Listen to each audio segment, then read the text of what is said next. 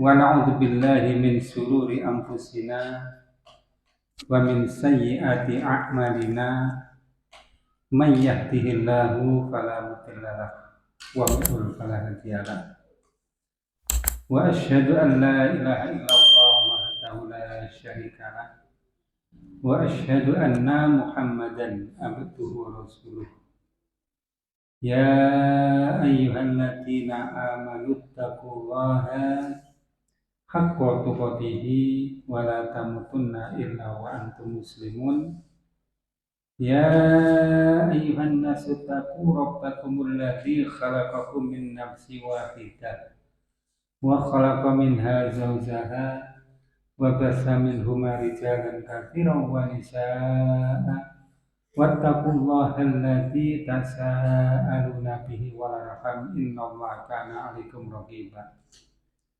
ya ayyuhalladzina amanu taqullaha wa qulu qawlan sadida yuslih lakum a'malakum wa yaghfir lakum dhunubakum wa may yuti'illaha wa rasulahu faqad faza fawzan 'azima fa inna asdaqal hadits kitabullah wa khairal hadi Muhammadin sallallahu alaihi wasallam wa syarrul umuri muhdatsatuha wa kullu muhdatsatin bid'ah wa kullu bid'atin dhalalah wa kullu dhalalatin finnar. Allahumma shalli ala Muhammad wa ala alihi wa sahbihi wa man tabi'ahum bi ihsan ila yaumil qiyamah. Amma ba'd. Allah Ta'ala telah mengatakan wa ma atakumur rasulu fakhuduhu wa ma nahakum anhu fantahu. Dan apa-apa yang telah Rasulullah berikan kepada kalian maka ambillah, dan apa yang telah Dia larang dari kalian maka tinggalkanlah. Di dalam ayat ini Allah memerintahkan kepada kita untuk mengerjakan apa-apa yang Rasulullah SAW perintahkan kepada kita. Dan perintah Rasulullah SAW pada hakikatnya adalah perintah dari Allah, karena beliau tidak melakukan sesuatu atas dasar hawa nafsu. Semua yang beliau perintahkan pada hakikatnya adalah berasal dari Allah. Maka terhadap apa yang Rasulullah SAW datangkan kepada kita, baik itu berupa ayat-ayat Al-Quran atau berupa hadis-hadis beliau, maka kewajiban kita adalah mengerjakannya. Mungkin kita kadang-kadang memilih perintah itu sifatnya wajib ataukah sunnah. Kalau wajib kita sungguh-sungguh mengerjakan, kalau sunnah kita tidak begitu sungguh-sungguh. Kadang-kadang demikian. Maka konsep pertama atau dasar pertama seharusnya adalah perintah apapun yang datang dari beliau dengan tanpa memandang apakah itu wajib atau sunnah, maka hendaklah kita kerjakan dengan kesungguh-sungguhan. Adanya sesuatu itu disebut wajib atau sesuatu itu disebut sunnah, ini adalah karya besar para ulama untuk membeda-bedakan antara perintah yang demikian kuat yang tidak boleh ditinggal maka diberi hukum wajib, dan perintah yang tidak begitu kuat dan itu boleh tinggal maka itu disebut dengan sunnah. Maka kita pada konsep yang pertama tadi, dengan tidak membedakan apakah perintah itu wajib ataukah perintah sunnah, selama kita masih sanggup untuk mengerjakan maka hendaklah kita kerjakan, agar kita tidak mudah untuk meremehkan apa-apa yang Rasulullah SAW berikan kepada kita. Coba contoh, jika kita diperintahkan sholat, 5 waktu. Kita yakini hukumnya wajib, maka kita sungguh-sungguh di dalam mengerjakan. Tapi kalau kita diperintah sholat yang kita hukumi dengan sunnah, misalnya sholat wajib, maka kita asal-asalan dalam mengerjakan. Maka ini tidak demikian. Jadi perintah itu pada dasarnya sesuatu yang harus dikerjakan. Dan ketika kita memang mampu untuk mengerjakan, maka sebaiknya kita tidak membedakan antara wajib dan sunnah. Semua mempunyai hak untuk ditunaikan. Ya, tentunya dengan sepenuh kemampuan kita. Jadi selama kita sanggup, maka hendaklah kita kerjakan. Agar kita tidak menjadi orang-orang yang meremehkan sesuatu yang datang dari Rasulullah SAW. Dan di dalam hal ini, sebenarnya di dalam kehidupan kita secara keseharian ini, yang Rasulullah SAW perintahkan kepada kita itu kan banyak. Mungkin yang kita pandang sebagai perintah dari Rasulullah itu hanya ibadah-ibadah mafdhah. Misalnya sholat, zakat, puasa, haji, itu barangkali demikian. Padahal kalau dilihat seharian kita, mulai kita bangun dari tidur, kira-kira apa yang Rasulullah SAW perintahkan kepada kita? Berdoa setelah kita bangun dari tidur. Kemudian apa berikutnya? Beliau contohkan dengan bahasa perintah atau dengan bahasa yang lain, beliau mengambil air wudhu. Kemudian beliau qiyam mulai. Kemudian beliau mengakhiri dengan witir. Kemudian begitu dikumandangkan azan, beliau perintahkan untuk menjawab azan. Setelah azan dikumandangkan, beliau perintahkan untuk berdoa setelah azan. Kemudian ketika kita mau ke kamar mandi pun, beliau juga perintahkan untuk berdoa sebelum masuk ke kamar mandi. Keluar dari kamar mandi pun berdoa. Setelah berwudu pun kita juga berdoa.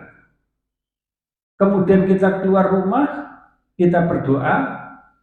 Kita berangkat menuju masjid, kita berdoa.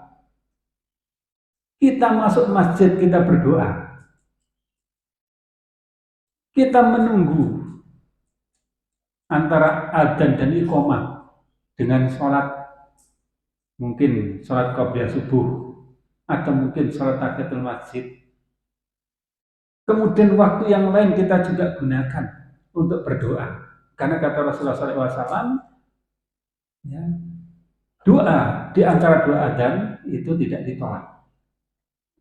Kemudian setelah iqamah dikumandangkan kita berdiri, dan itu terus kan ada perintah-perintah dari Rasulullah SAW sampai ketika kita menjelang tidur masih ada perintah dari beliau. Nah, di dalam hal ini kita tidak dibiarkan oleh beliau lalai dalam sekejap saja dari zikir kepada Allah. Dan beliau perintahkan agar kita berzikir. Ya. Jadi kalau hal ini kita anggap atau kita pilih-pilih mana yang wajib-wajib, sementara sunnah kita abaikan, maka mungkin sebagian besar dari waktu kita ini lepas dari zikir. Sehingga kita berjalan, kita berkata, kita berbuat apapun seakan-akan tidak ada panduan. Padahal panduan dalam kehidupan kita ini kan menyeluruh. Ya. Belum lagi nanti ada kewajiban-kewajiban kita yang lain. Ada kewajiban mungkin talabul ilmi, kewajiban untuk bekerja, kewajiban mungkin berdakwah, menyebarkan dinul Islam, atau mungkin kewajiban untuk berjihad di jalannya. Dan ini kan mewarnai di dalam seluruh waktu-waktu kita itu. Dan ini adalah Rasulullah SAW datangkan kepada kita. Rasulullah berikan kepada kita. Maka kewajiban kita sesungguhnya adalah mengerjakannya.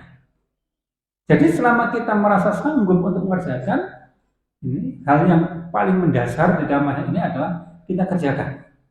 Dengan tanpa membedakan apakah itu sesuatu yang wajib ataukah sesuatu yang sunnah. Namun ketika kita memang tidak mampu untuk mengerjakan atau terhalang untuk mengerjakan karena suatu sebab, ya mungkin kita tinggalkan hal tersebut. Nah ini semua yang datang dari Rasulullah SAW. Diberikan kepada kita, ditujukan kepada kita untuk memberi panduan kita di dalam kehidupan kita ini, sehingga terbimbing semuanya. Barangkali jika ini semua kita kerjakan ya, dengan sungguh-sungguh, dan di dalam semua hal ini kan ada doa ya, yang senantiasa menghubungkan kita dengan Allah.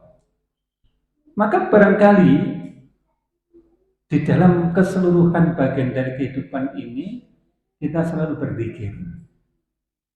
Ketika kita selalu berzikir, maka tentu perbuatan-perbuatan maksiat akan jauh dari kita. Perbuatan-perbuatan buruk akan jauh dari kita. Tetapi jika kita tidak menghiasi hari-hari kita dengan zikir, dengan doa, dengan ibadah, ya kita akan berjalan di dalam keadaan yang kosong. Tidak ada panduan, tidak ada pegangan, dan hidup kita tidak terhubung kepada Allah. Sehingga demikian perbuatan maksiat pun mudah untuk dilakukan. Perbuatan tercela mudah untuk dikerjakan. Ya. Wa manahakum anhu fantahu.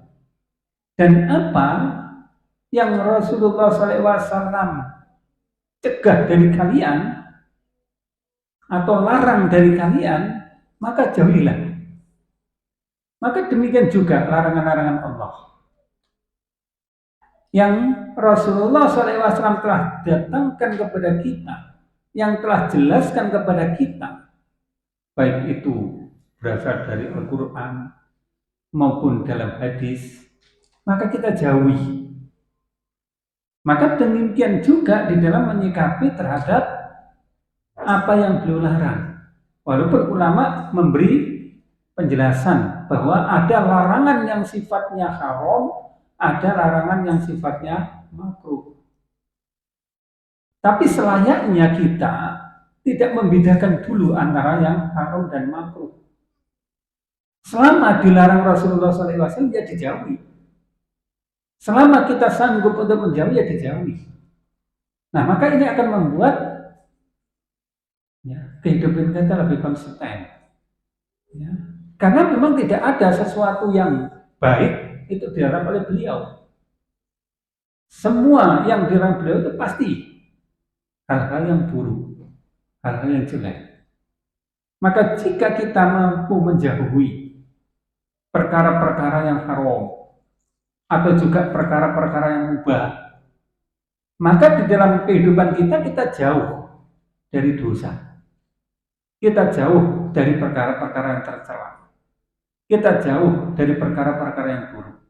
Baik itu mungkin berupa perbuatan-perbuatan kita, ya, amal-amal kita, perbuatan-perbuatan kita, ya, atau mungkin perkataan-perkataan kita, atau mungkin juga makanan-makanan yang masuk ke dalam diri kita, atau mungkin perkara-perkara yang lain. Nah, kadang-kadang orang memahami bahwa larangan Rasulullah SAW itu hanya berkisar pada apa yang orang Jawa biasa sebut sebagai molimo. Maling, main, madon, madat, mino. Maling itu mencuri, main itu berjudi, madon itu berzina, madat itu narkoba, minum adalah minuman keras. Nah, seakan-akan larangan itu hanya sekitar masalah 5 perkara itu. Padahal jika kita teliti, hal-hal yang dilarang Rasulullah SAW dari kita itu demikian banyak. Banyak perkara yang dilarang dari kita itu. Dan semua larangan-larangan itu memang perkara yang buruk. Ya. Perkara-perkara yang nggak ada nilai. perkara-perkara yang sia-sia jika kita kerjakan, maka perlu larang. Jadi kita luaskan dikit terhadap larangan-larangan Rasulullah SAW tersebut. Nah, kadang-kadang ada orang yang ya dengan ringannya mengatakan, kenapa melakukan perbuatan itu? Dia jawab, kan nggak diharamkan, tapi kan dimakruhkan, kan cuma makruh. Nah, makruh itu apa? Makruh itu sesuatu yang harus dijauhi. Kalau makruh itu dicintai, maka tidak makruh dia. Ya, menjadi sunnah itu. Ya, makruh itu kan sesuatu yang harus dijauhi. Makruh itu adalah sesuatu yang harus dibenci. Ya. Kalau senang melakukan perbuatan makruh atau terbiasa melakukan perbuatan makruh, ya namanya tentu bukan makruh itu. Ya, namanya menjadi sunnah. Jadi kita tidak melakukan perbuatan makruh, menjauh dari perbuatan makruh. Kalau terpaksa kita lakukan, ya memang karena sebuah keterpaksaan. Ya mungkin kita tidak sanggup untuk mencegahnya, atau kita tidak mampu untuk mencegahnya. Nah, coba kalau kita lihat di dalam permasalahan ini, kita akan menjumpai larangan-larangan Rasulullah SAW itu ternyata tidak hanya berkisar pada 5 perkara tadi, yaitu molimo, maling, ya, mencuri, main, berjudi, madon, berzina, madat, narkoba, minum adalah mabuk, ya. Tapi banyak hal-hal yang lain yang juga dilarang Rasulullah SAW. Contoh, dari perkataan banyak sekali, dari perbuatan banyak sekali, ya, dari makanan banyak sekali. Ya, dan kalau kita disuruh sebutkan pasti bisa itu karena banyak sekali. Perbuatan apa yang dilarang oleh Rasulullah SAW? Antara lain perbuatan yang sia-sia. Ya, apa itu lahwun?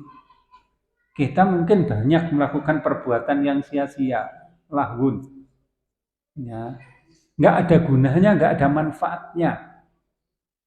Kalau dihukumi apa? Ya mungkin tidak ada hukum haramnya, karena tidak tercantum hukumnya di dalam Al-Quran maupun Sunnah. Tapi kalau kita kerjakan itu sifatnya hanya main-main belaka.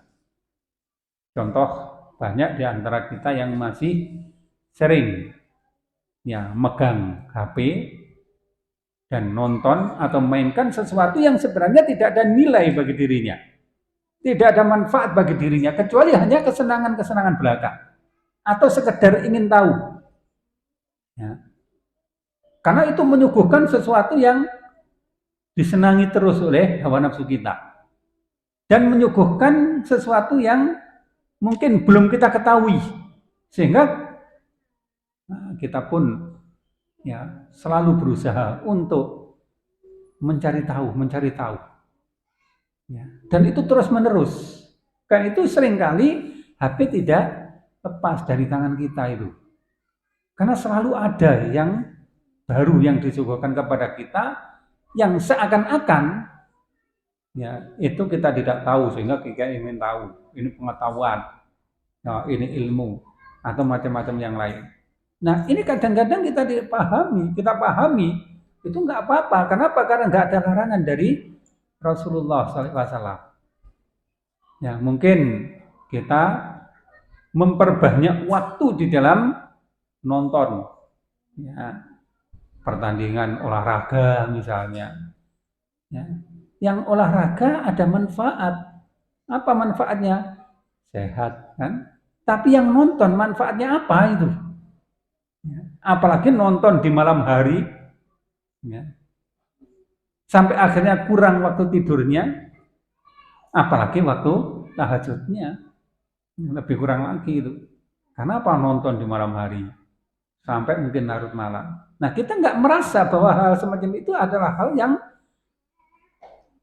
ya, dilarang. Hanya mungkin larangannya kita tidak anggap sebagai larangan yang haram. Akhirnya terbiasalah kita untuk mengerjakan. Ya. Yang sifatnya makruh akhirnya menjadi sunnah. Ya. Nah di antara perkataan banyak sekali kan perkataan-perkataan kita yang ya mungkin secara nilai ya itu tidak ada. terlalu banyak guyonan, gurauan. Walaupun gurauan itu memang kadang-kadang diperlukan. Untuk apa? Ya mungkin untuk menghilangkan kebosanan, mungkin untuk hiburan.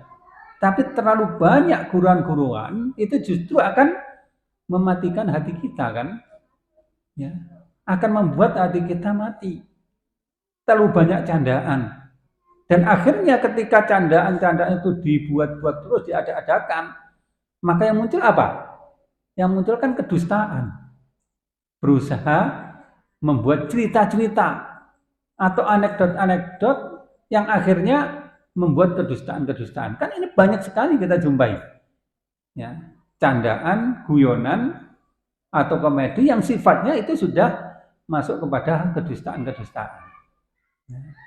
Nah, di antara yang lain adalah makanan. Barangkali juga demikian. Kalau kita melihat bahwa yang diharamkan oleh Allah di dalam Al-Quran itu hanyalah innama harama alaikumul maitata waddama walahmal khinzir wa ma uhilla bihi li ghairillah misalnya. Ya. Sesungguhnya yang Allah haramkan itu hanyalah bangkai, daging babi, ya. Kemudian darah, ya. Kemudian apa-apa yang diseru untuk selain Allah. Nah, seakan-akan yang dilarang itu hanya itu saja. Yang lain, oh bebas, kita boleh. Padahal di situ banyak hal-hal yang memang tidak tersebut sebagai sebuah larangan bersifat haram, tetapi itu membawa akibat buruk dalam kehidupan kita.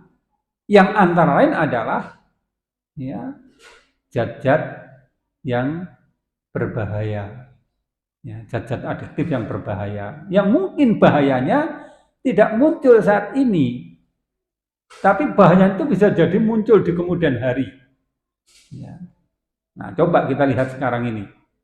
Ya, kalau kita bandingkan dengan zaman yang dulu-dulu, orang-orang dulu, makanan-makanan itu kan cenderung alami. Ketela pun dibakar, ya, singkong dibakar, ya. Dimakan walaupun banyak arengnya, banyak abunya ya nggak apa-apa. Ya. Panen kacang ya dibakar, ya. Habis makan kacang bakar kemudian saling ngoles-ngolesan apa itu?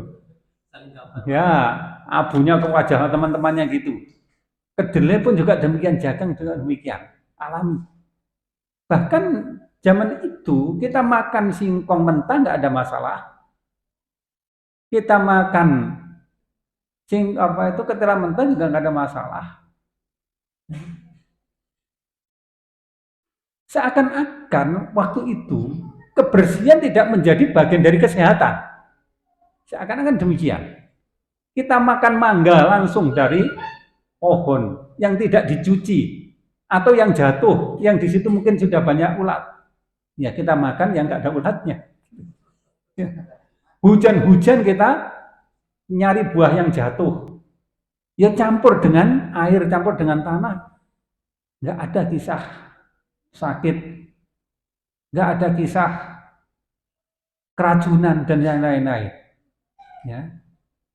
Banyak hal-hal yang alami yang saat itu ya dikonsumsi, tapi tidak menyebabkan bahaya. Seakan-akan kebersihan bukan menjadi bagian dari kesehatan itu saat itu kan, seperti itu. Ya mungkin yang lain yang usia-usianya 40-50 tahun itu merasakan hal tersebut, tahulah hal itu. Ya. Tapi sekarang coba, semua makanan seakan-akan higienis. Diolah di pabrik dengan standar kesehatan tertentu, mendapatkan berbagai macam sertifikat kelayakan untuk dikonsumsi. Bahkan tanggal kadaluarsanya pun ada di situ. Kalau dulu kan nggak ada. Nasi basi pun dimakan nggak ada masalah. Ya. Nasi basi, jelantah itu dimakan zaman itu. Ya, bahkan enak jelantah dimakan itu untuk sambal nasi. Ya. Tapi sekarang coba, minyak goreng hanya dipakai sekali, selebihnya sudah tidak layak pakai.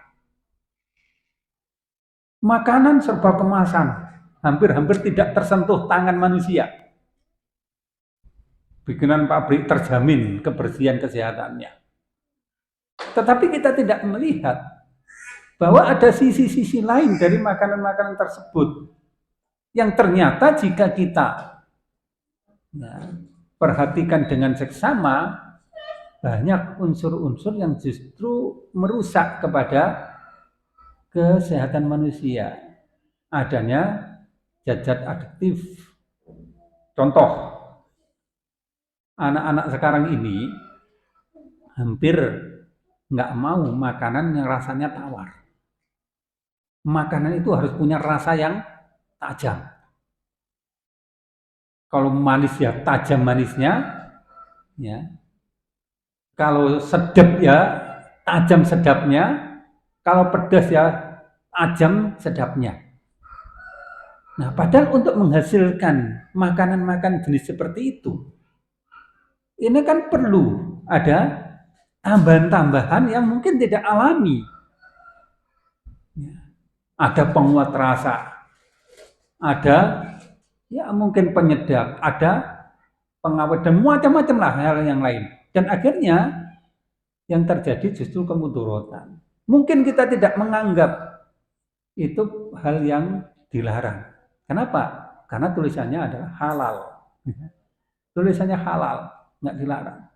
Tapi coba kita perhatikan apa yang terjadi ketika kita hanya memperhatikan masalah tersebut tanpa memperhatikan yang lebih jauh lagi, hal mungkin yang sifatnya makruh atau mungkin harga yang nggak baik, kemudian kita konsumsi, yang akan merusak kepada jasad kita, merusak kepada fisik kita. Dan sekarang kalau kita lihat bahwa ya, tingkat kesehatan ini tidak lagi meningkat, padahal semua fasilitas kesehatan semakin canggih, semakin lengkap. Ya. Semakin canggih, semakin lengkap. Tapi tingkat kesehatan kok tidak semakin meningkat. Nah, ini perlu diperhatikan. Jadi kalau Rasulullah SAW mengajarkan kepada kita sesuatu, ya, contoh misalnya, kalau sekarang ada makanan jatuh, kita nggak akan ngambil lagi, udah dibuang. Karena kita anggap sudah nggak layak.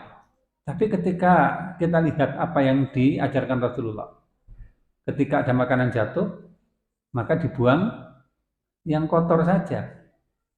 Yang masih bisa dimanfaatkan, dikonsumsi. Yang dibersihkan atau yang dibuang yang kotor saja. Ya. Kalau nggak kotor ya dimakan semua gitu. Ya. Kalau nggak kotor nggak dimakan semua. Nah, inilah sebuah contoh bahwa yang dilarang oleh Rasulullah SAW ini konsep dasarnya itu memang semua perkara yang buruk. Ya. Kalau nggak buruk tidak mungkin dilarang Rasulullah. Maka kita tidak perlu membedakan antara ya apakah itu haram atau itu makruh. Tapi selama kita masih sanggup untuk ya meninggalkannya, maka kita tinggalkan. Wa ma atakumur rasuluhu fakhuduhu wa ma nahakum anhu fantahu. Nah, kemudian Allah juga katakan, wa ma yantiqu 'anil hawa in huwa illa wahyu yuha. Dan tidaklah dia, yaitu Muhammad, berbicara atas dasar hawa nafsu. Ya. In huwa illa wahyu yuha. Tidaklah yang diucapkan oleh Muhammad itu kecuali wahyu yang diwahyukan kepadanya. Jadi Rasulullah SAW berbicara sesuatu itu tidak atas dasar keinginan hawa nafsu atau keinginan beliau pribadi. Tapi yang diucapkan oleh beliau itu adalah wahyu yang diwahyukan oleh Allah kepada beliau. Ya. Dan ini adalah sebuah kepastian. Karena beliau diutus oleh Allah untuk menyampaikan syariah, untuk menyampaikan risalah. Dan tidak mungkin risalah ini berasal dari beliau pribadi. Tapi risalah ini adalah benar-benar berasal dari Allah. Beliau bersih dari keinginan hawa nafsu. Beliau bersih dari keinginan pribadi. Yang beliau ucapkan, yang beliau sampaikan itu adalah wahyu yang diwahyukan kepada beliau. Dan wahyu yang diwahyukan kepada beliau itu memang bentuknya ada dua macam. Yang pertama adalah lafadznya dan maknanya langsung dari Allah. Maka itu disebut dengan Al-Quran. Jadi lafadznya dari Allah, apa adanya. Tidak ditambah dan tidak dikurang. Walaupun hanya satu huruf. Itu berasal dari Allah. Tidak ditambah dan tidak dikurang. Makanya kalau kita baca Quran, itu kan berbeda dengan bacaan-bacaan yang lain. Di dalam Al-Quran itu, dalam tanda kutip, seakan-akan ada nadanya, ada lagunya.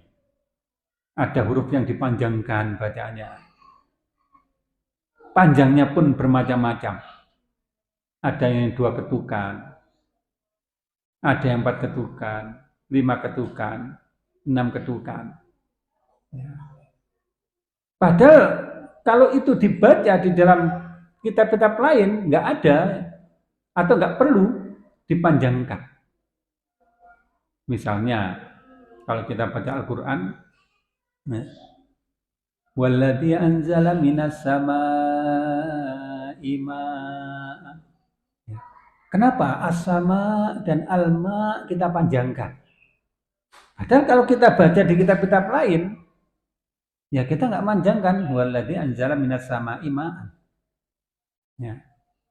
Apakah artinya berubah? Ya sebenarnya secara arti nggak berubah. Tetapi yang beliau terima dari Allah memang demikian. Dan beliau tidak mengurangi atau menambahi. Yang beliau terima dari Allah bacanya ya demikian. Maka beliau sampaikan demikian.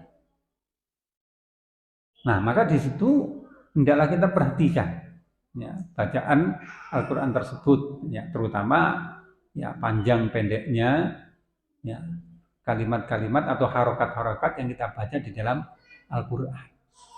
Ya. Dan ini 100% dari Allah, tidak ada penambahan dan pengurangan sama sekali. Kemudian yang kedua adalah yang lafadznya dari beliau, maknanya dari Allah.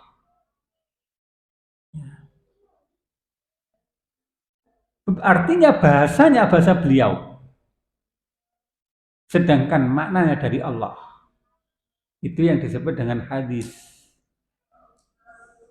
Jadi redaksinya beliau sampaikan.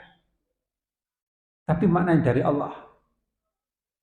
Sebuah contoh, misalnya hadis yang diriwayatkan dari Amirul Mukminin Abi Hafsin Umar radhiyallahu an.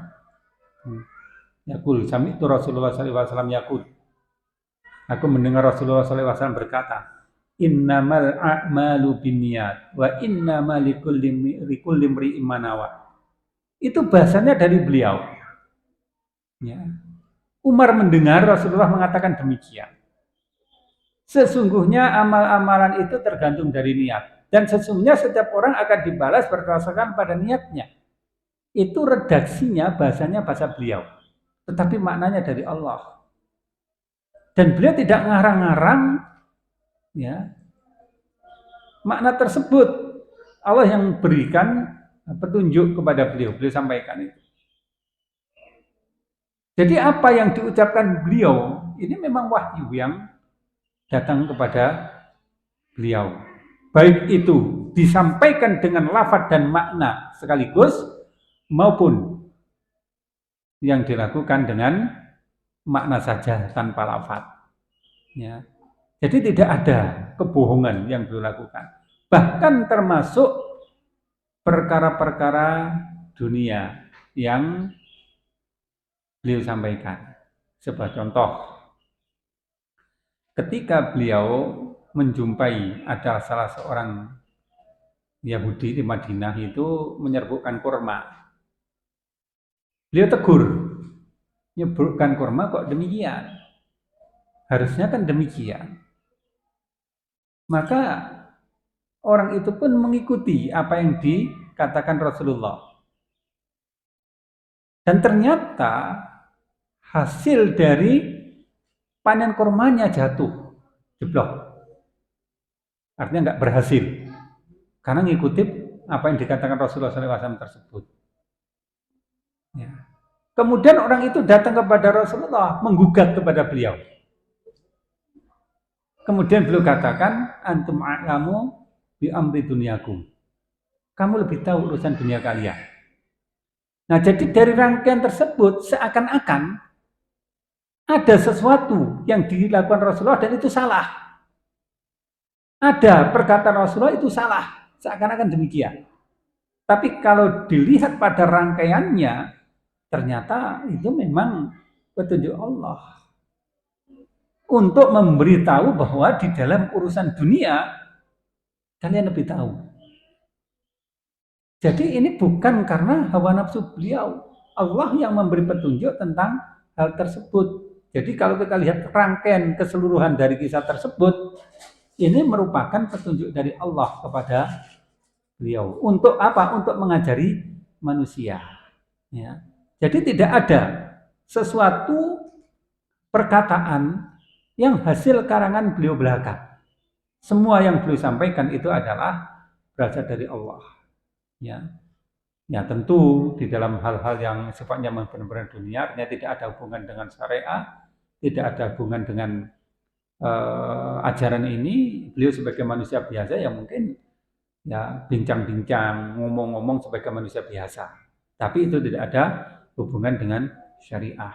Tapi yang berhubungan dengan syariah atau risalah dari Allah yang sampai kepada kita berupa hadis-hadis beliau, maka itu adalah sesuatu yang beliau terima dari Allah. Karena kita nggak mungkin ya melihat atau mendengar atau membaca seluruh yang diucapkan oleh Rasulullah SAW di dalam masa kehidupan beliau. Yang kita baca ya dari Rasulullah SAW adalah yang tertulis di dalam hadis-hadis saja. Selebihnya kita tidak tahu. Dan itu tentu tidak perlu untuk kita cari tahu karena nggak ada hubungan dengan syariat kita. Dan jika itu ada hubungan dengan syariah, hubungan dengan risalah, hubungan dengan ajaran, pasti ya beliau tidak akan menyembunyikan dan sahabat-sahabat juga tidak akan menyembunyikan dan itu akan disampaikan kepada kita. Ya. Kemudian berikutnya wa qala ta'ala, dan Allah Ta'ala mengatakan, Qul in kuntum tuhibbunallaha fattabi'uni yuhibbukumullahu wa yaghfir lakum dzunubakum. Katakanlah, jika kalian mencintai kepada Allah, maka ikutilah kalian aku. Allah akan mencintai kalian dan Dia akan mengampuni bagi kalian dosa-dosa kalian. Nah, ini contoh dari sesuatu yang diterima oleh Rasulullah SAW secara lafaz dan makna, yaitu Al-Quran.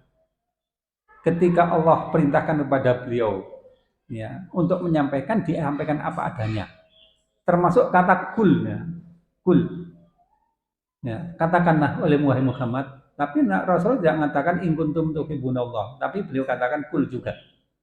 Kul in kuntum tuhibbunallah. Ya, jadi lengkap apa yang disampaikan oleh Allah kepada beliau sampaikan. Ya, katakanlah. Ya.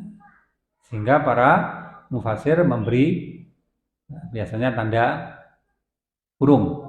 Katakan wahai Muhammad. Katakan ya Muhammad. Aslinya nggak ada demikian. Katakanlah. Ya. Jadi kalau sampai pada kita, maksudnya katakanlah. Ya, kita harus mengatakan yang demikian itu. Kepada siapa ya? Kepada umat manusia. Nah, kalau kita katakan ya kalau kita baca Al-Quran jadi baca semuanya karena itu memang tidak terpisah. Jadi semuanya adalah berasal dari Allah. Qul in kuntum tuhibbunallah. Katakanlah, jika kalian mencintai Allah, fattabi'uni, maka ikutilah oleh kalian aku, yaitu Rasulullah. Jadi kecintaan kita kepada Allah itu ada syaratnya. Ya. Apa syaratnya? Syaratnya adalah kita mencintai Rasulullah. Nah, kita mengikuti Rasulullah. Apa yang diikuti dari Rasulullah? Semua hal yang beliau ajarkan kepada kita. Nah, itu kita ikuti. Apakah ada hal yang tidak beliau ajarkan kepada kita? Ada. Dan itu adalah khususiyah bagi beliau. Dan juga yang tidak ada hubungan dengan syariah. Ya, tidak ada hubungan dengan ajaran. Contoh, yang bersifat khususiyah beliau, yang kita tidak boleh untuk mengikutinya adalah puasa wisol. Beliau berpuasa wisol, yaitu puasa nyambung. Ya. Tidak 1 hari, tapi langsung nyambung 2 hari dan 3 hari. Itu puasa wisol. Beliau lakukan, tapi umatnya tidak boleh melakukan. Ada sahabat yang ingin melakukan, dilarang oleh beliau. Kalau kita 1 hari aja sudah berat, nggak usah wisol. 1 hari udah kalau lapar sekali itu ya, nggak usah wisol. Ya. Contoh lagi, Rasulullah SAW menikahi wanita-wanita yang dalam satu waktu ya, jumlahnya pernah mencapai 9 orang. Nah, umatnya tidak boleh melakukan yang semacam itu. Itu artinya khususiyah beliau. Suatu ketika beliau melewati kubur, maka beliau memerintahkan sahabat untuk mencari pelepah kurma. Kemudian pelepah kurma itu dibelah jadi 2, 1 bagian ditaruh pada satu kuburan, 1 pada kuburan yang lain. Maka beliau bercerita ya, bahwa beliau mendengar orang di dalam kubur tersebut disiksa. Maka beliau berbuat semacam itu. Kemudian beliau taruh pada satu kuburan dan yang lain pada kuburan yang lain. Maka beliau katakan bahwa beliau berharap ya, agar orang itu tidak disiksa selama pelepah kurma itu belum kering. Ya. Nah, itu khususnya beliau, karena beliau diperdengarkan oleh Allah tentang orang yang disiksa di dalam kubur. Tidak bisa kita tiru. Kenapa? Karena kita tidak pernah mendengar hal semacam itu. Ya. Kita nggak pernah mendengar orang yang disiksa dalam kubur tersebut, jadi nggak bisa kita tiru. Nah, itu artinya hal-hal yang sifatnya khusus ya beliau. Kemudian yang kedua, yang nggak usah ditiru, walaupun hadisnya ada, ya, itu adalah sifat-sifat pribadi beliau sebagai manusia biasa. Ya. Apa itu misalnya? Digambarkan bahwa rambut Rasulullah SAW panjang, ya, yang panjangnya sekitar bahu ini, sampai bahu. Nah, ini nggak perlu kita tiru yang semacam itu. Ya. Kenapa? Karena ini adalah sifat pribadi beliau sebagai manusia biasa. Yang bisa jadi kita tiru, ya nggak baik hasilnya. Apalagi rambut kita mungkin ya tipis semua gini, kalau dipanjangkan mungkin nggak bisa panjang juga gitu. Atau mungkin nggak baik juga gitu. Ya. Rambutnya nggak tebel atau nggak lebat gitu ya. Dipanjangkan ya mungkin nggak bagus juga. Ya. Atau mungkin banyak juga disebutkan perawakan beliau. Ini hal-hal yang nggak bisa ditiru. Ya. Walaupun ada pada diri beliau. Karena sifat sebagai manusia biasa. Ya. Yang masing-masing orang mempunyai sifat dan ciri sendiri-sendiri. Ya.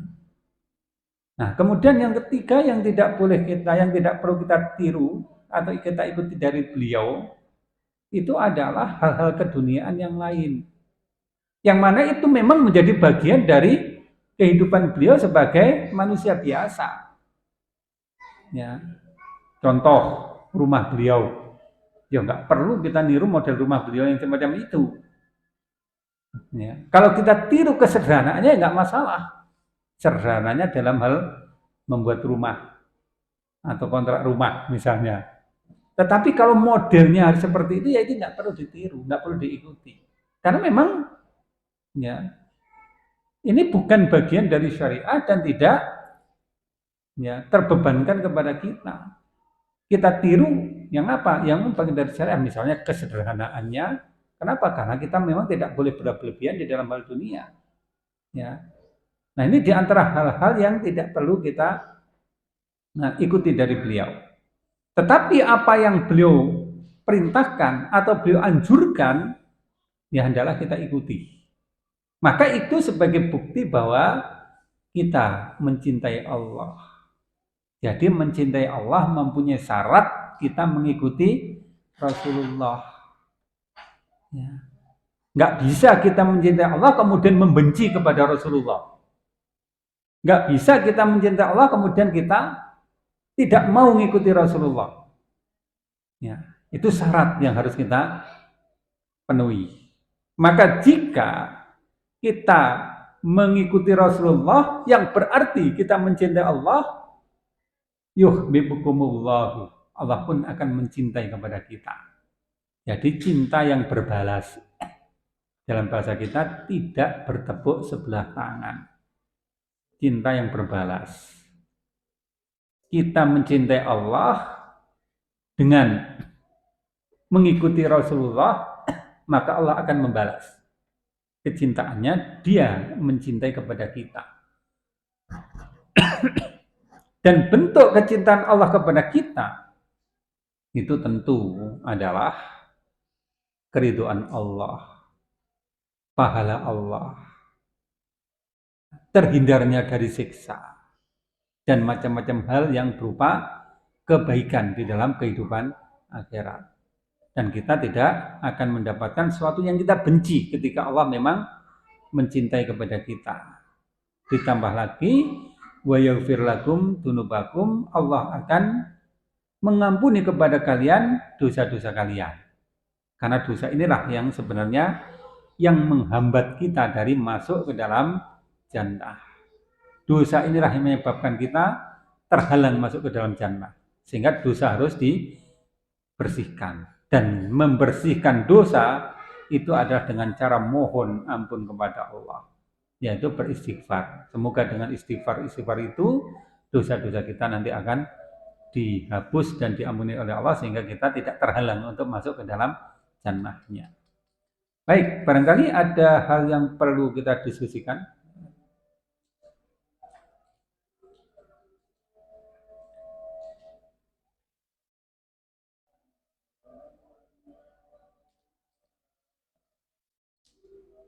Ya. Ayo Pak Yus, barangkali.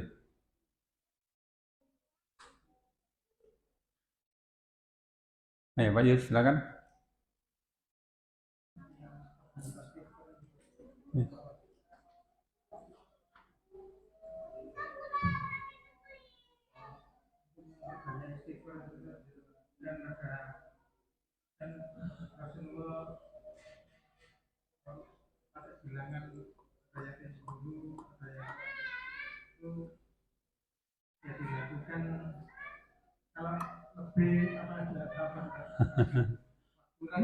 Gitu.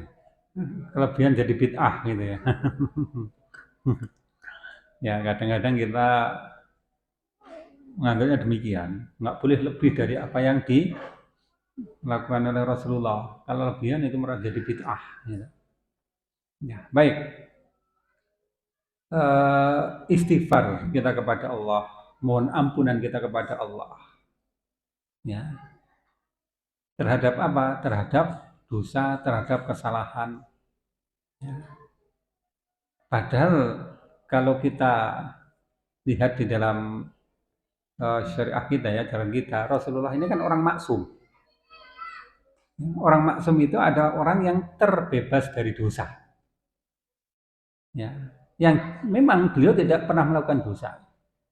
Dan jika berdosa pun Allah pasti akan mengampuni. Dan seandainya dosa itu belum dilakukan pun juga Allah sudah ampuni. Ya.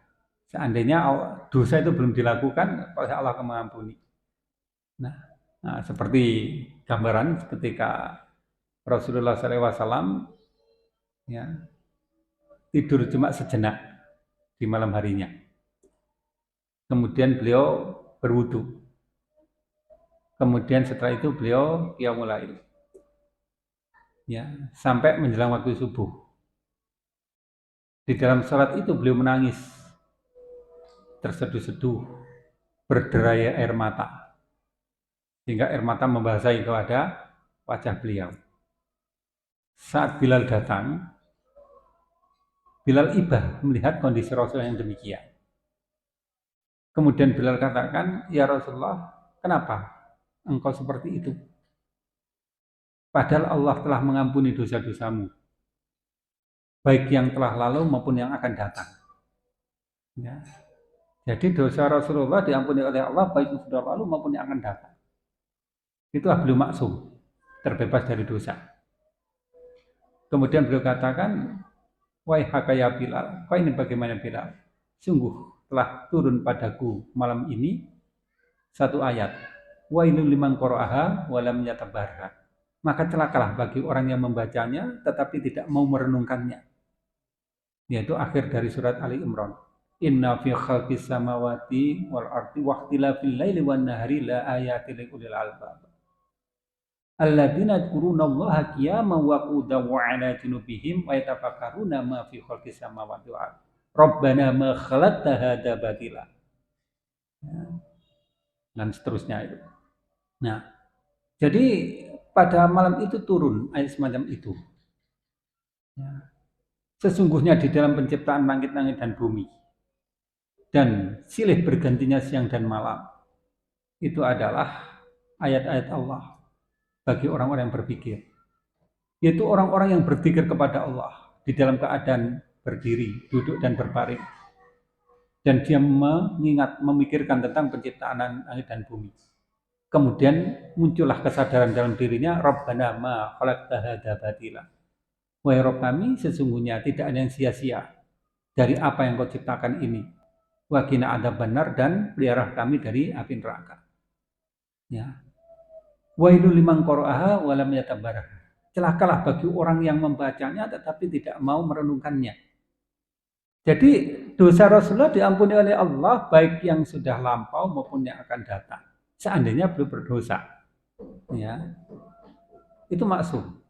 Tetapi beliau mencontohkan kepada umatnya bahwa beliau tidak kurang dari 100 kali di dalam satu riwayat lain 70 kali ya. Beliau beristighfar kepada Allah di dalam satu hari. Nah, itu menunjukkan bahwa beliau selalu beristighfar, mohon ampun kepada Allah. Nah, ini ada dua makna yang bisa kita ambil di situ. Makna yang pertama adalah beliau memberi contoh kepada umatnya untuk selalu beristighfar kepada Allah, yang jika dengan bilangan itu ya, orang yang nggak berdosa saja bilangannya 70 sampai 100 kali. Yang berdosa tentu bilangannya harus lebih banyak lagi. Istighfar kepada Allah dengan lebih banyak lagi itu. Ya, itu beliau memberi contoh kepada umatnya agar senantiasa beristighfar kepadanya. Kemudian yang kedua, barangkali beliau beristighfar kepada Allah itu bukan karena perbuatan dosa, karena semua dosa beliau sudah diampuni. Ya. Barangkali ya, beliau senantiasa beristighfar itu ketika beliau lalai dari dzikir, barangkali gitu. Dan ini kemungkinan kecil, karena hati Rasulullah pasti hati yang selalu hidup, ya, hidup dengan dzikir itu. Ya. Nggak mungkin Rasulullah orang yang lalai dalam dzikir itu. Itu barangkali seperti itu. Jadi memberi contoh kepada umatnya. Yang kedua, ya, yang maksud istighfar dari beliau itu bukan karena perbuatan dosa, tapi karena mungkin beliau lupa atau tidak berzikir kepada Allah atau dengan sebab-sebab lain. Tapi kita yakini bahwa beliau minta berbuat dosa. Ya. Kalau tak berbuat dosa pasti sudah diampuni oleh Allah dengan tanpa ya, beliau harus minta pengampunan dari Allah. Ya. Dan yang ketiga ini, tambahan yang ketiga, itu contoh ini ya, kita selalu bersolawat kepada beliau. Padahal sebenarnya beliau kan nggak membutuhkan salawat dari kita. Kenapa? Karena Allah dan malaikat pun sudah bersolawat kepada beliau itu. Nggak butuh salawat kita. Tapi dengan salawat itu akan meninggikan ya, kedudukan beliau. Ya, akan meninggikan derajat beliau. Akan menambah keberkahan kepada beliau. Maka dengan istighfar itu, ya, bukan karena berbuat dosa, tetapi akan menambah ketinggian atau kedudukan beliau. Bisa jadi demikian. Ya, jadi kalau toh kita tidak berdosa, ya kita beristighfar dan itu akan bisa menambah derajat atau kedudukan kita di sisi Allah. Yang jika hasilnya tidak berbuah pada pengampunan, ya berbuah pada penambahan pahala dan kedudukan kita di sisi Allah. Ya. Baik, ada lagi?